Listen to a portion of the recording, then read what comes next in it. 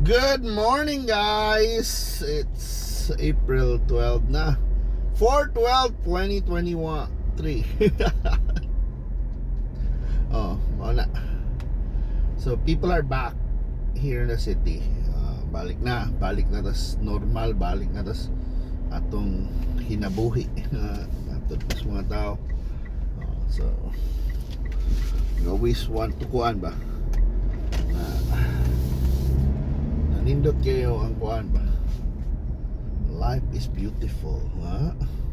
Nindot yung buntag ron, nindot yung matag sa yus buntag. Oh, suroy sa syudad. This is our beautiful city of Cebu. So we're in the heart of Cebu City. We call this the Fuente Osmeña Circle. So for Australians, this is what you call this is our main roundabout. So nasa may roundabout there is a Cebu. We have a roundabout as well. And this is, yeah, for Spanyol they call it a rotonda, but yeah, this is our roundabout. Diba? But this is common in European countries as well. Diba? Sa Amoa, this is the Fuente Osmeña. This is for Cebuanos. People know this. This is Fuente Osmeña. Sometimes overlooked, but yes, this is like a major structure here in Cebu. A prominent structure that all Cebuanos know. Maybe in the past, where will we meet? Let's meet in Fuente, near Fuente. Diba? Uptown, Fuente, near the fountain. Fuente. Pero yes, mauna. It's I think this will exist for a long time, I think.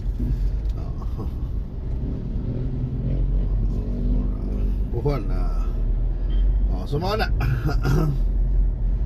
This is a major intersection, and of course sa Sinulog, this is a location na included sa Sinulog. Traditional Sinulog, kaya sa mga bagong Sinulog na nilabot. Ito naman sa SRP, nakikita ng tagbagong traditions dito. But yeah, this is another major street. We call it the Mango Avenue, General Maxilom Avenue. So medyo traffic na dali because we have a lot of schools here before, especially STC. We have STC, we have USC, Boyside or Sacred Heart pa sa una. But now, of course, school day man ron, so na medyo traffic. I don't know, early morning traffic.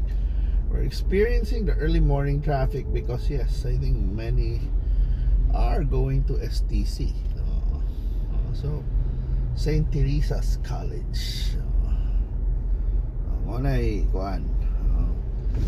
In the past, or maybe until now, sa Gihapon, in the past, this is the premier all-girls school. I think now they're co-ed. Diba? Kung weird na kayo na din ka eskwela, lalaki kami, STC ko. Pero it's kinda odd. But sa una, kung kag taga STC, we are known mga babae, yun na, wow. And they have a reputation, kila may naman English, social. This like, mga like, premier all-girls school before natin yan. But di naman sila all-girls school. And man ilang kuan karon ng murabag.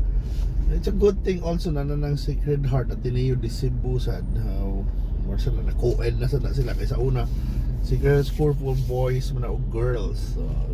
Medyo sila na co-ed na sila, but at least doon na sila sa Kanduman ba, Mandaue. It's now in Mandaue, so the students are spread out.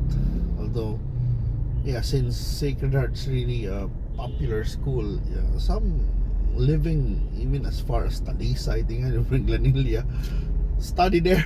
Diba? Even some of my friends na from Mindanao have their kids study in Sacred School Ateneo de Cebu. Muna. Amazing na that's an amazing development. Diba? In the age of condos na sa una, Yeah, of course. Naaghapon din na. You really wanna go there for really a good school, a good education. Diba? The best, one of the best high schools probably. Not only best high schools comes to education, but also for connections. So, di ba nindot it's a Sacred Hearter ka, they use that connection. If you just know how to use it, grabe ka na nimo, gamit nila nimo. And that's what's nice also sa mga na schools. Di ba? So, nato nilapit sa Iglesia ni Cristo. Let's go.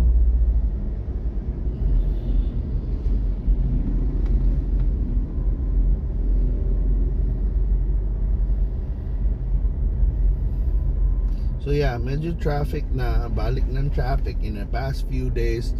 Di ba, our drives here in Cebu were really awesome because wala sakyan na. It was Holy Week, so the roads are clear. There are no there was nothing like this. We just traveled through and through. But today, that's why we just travel the usual route today, cause we don't want to waste gas. Nisaka naman sa tingali, and also yes, we want to reach our destination faster, cause time is gold as well. Time is important.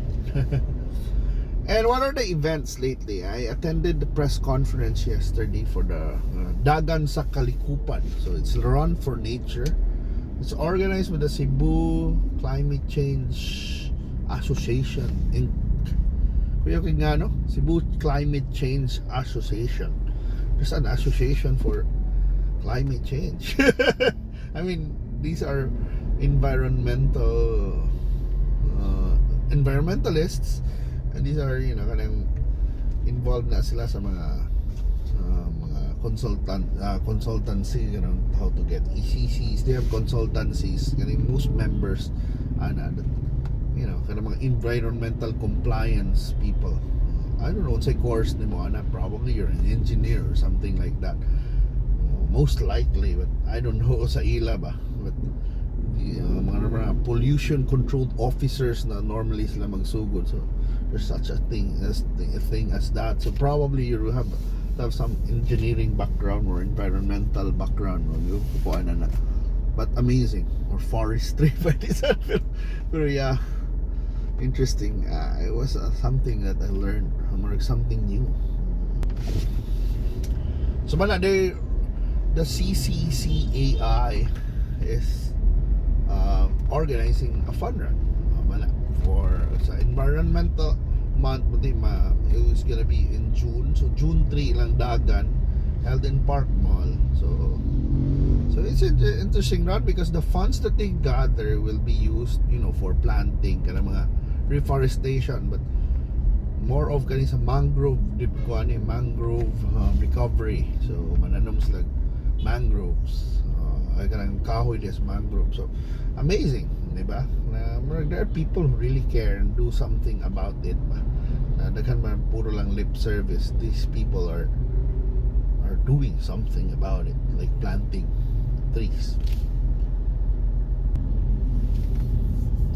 So mana ba, speaking on the environment, of course kinahanglan nato mo take care kita sa itong environment. Sometimes when you're living in a nice place, tingali insulated ka, kay bawa na, and you keep using mga single-use plastic, you take things for granted. Sometimes may boom na lang ta na in the future may boom tang why we don't have mga tayo nindot na dagat sapa. So for example, before people can bathe in rivers, karon may buong ng mga tao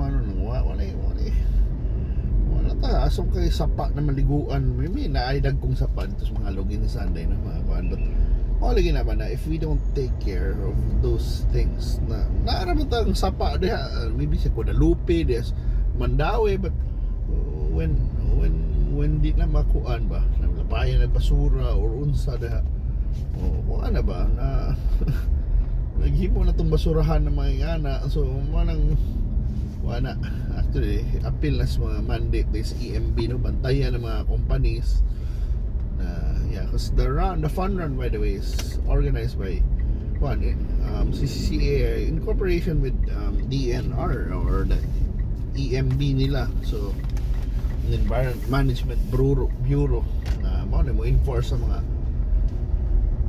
make sure na sundo ng mga balawag, but sometimes kuno mo na ang mga atong mga kamayuran or the LGU wala kayo magpakabana man na usahay sila may basulon kung may basuras mga sapa, pero di na nila trabaho na LGU to ila under nila jurisdiction ko sa EMB is mga companies, but residential individual or sa LGU na hopefully mana magpakabana ta na natin mga waterways, mga sapa, mga na mga matay na lang if ever kung ato gihapon palabian o when it's actually people, ang mga tao ang culprit anak na nabayan ng basura o unsa na may factory nabayan ng chemical o di ba na sa una in a way kung yung tabon una rivers are important o, example na lang sa Manila ka ng Pasig River o di ba tunaw natin yung mga isda sa una mga kuan diha o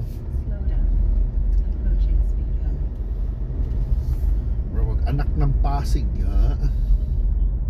naman kayo pero mana environment we have to take care of it, do our little things lang bitaw na to encourage and nindot na yung ani na fund run, so maybe the best thing you can do is support kung di ka manganahan mo support mo palit ilang mga singlet or mo dagan, why not inform your friends that there are such a thing na mga events like dagan sa Kalikupan, di ba? Little events na somehow show na yung mga tao na sector diha na who really cares about it, di ba? They're passionate about it, they even make a fun run out of it. So kung ikaw ba where are you passionate ba na maghimo gyud event for that ba, what's your advocacy sa ila mo na ilang advocacy and admire people na mga yan advocacy so kung inyong advokasya you believe you say yes na we have to protect the environment we have to plant more trees, then join this run, di ba? Dagan sa Kalikupan to makita alam na nasa page ng himo bagon dagan sa Kalikupan to wala. And then we just nalatas diri sa itong mga skyscraper city which is diri sa Cebu Business Park, and it's shown you naman ang dagway na sa Cebu Business Park on this day, April 12, 2023. Traffic's just moderate naman diri na pita, pero katuloy pa doon sa mga eskwelahan is quite intense. So mao na ni, thank you so much for watching. I hope we will do something that you will do something individually, or we'll do something individually for the environment, diba? I hope you can plant a tree or do something or reduce your trash, diba? Recycle, little things that we can do to help the environment. So importante yun na sana. So I hope na nalingaw mo nila biyahe. It's a short but sweet drive, but thankful gyapon ko na kuyog mo na ako. Thank you so much. Bye.